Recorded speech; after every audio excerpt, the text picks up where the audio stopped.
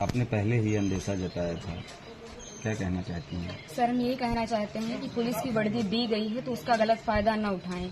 जिसके ऊपर 36 केस है उसका भी इनकाउंटर करवा देते, जिसके ऊपर एक केस है बेगुनाह उनका भी इनकाउंटर करवा दिए हैं ये लोग। अगर इसमें 15 लोग शामिल हैं, 14 लोग शामिल हैं तो सबका इनकाउंटर होना चाहिए।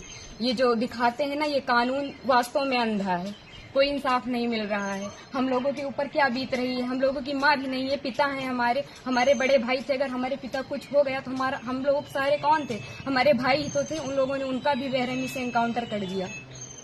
हम यही चाहते हैं कि सबका इनकाउंटर हो, इंसाफ मिले।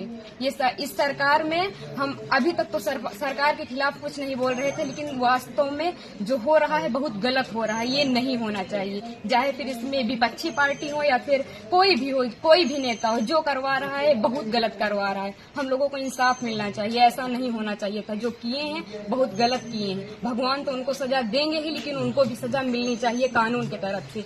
अगर कोई गुनाह करता है तो उसकी सजा कोर्ट देता है, ना कि पुलिस ऐसे इनकाउंटर कर देगा। आपके भाई का क्या स्वभाव था, किस तरह से, कैसे आप लोगों के बीच में रहते थे वो? सर, हमारे भाई का स्वभाव एकदम सरल था, पढ़ने लिखने में भी अच्छे थे। हम लोगों के साथ एकदम फ्रेंड के जैसे बिहेवियर उनका था, और गए थे तो बात भी होती थी, और हम लोगों से बहुत ज्यादा उनको लगाव स्नेह था, जैसे कि हर एक भाई बहन में होता है। और आज ये सुनने के बाद जैसे लग रहा है कि हम लोगों के जमीन पैर से एकदम खिसक गई हो।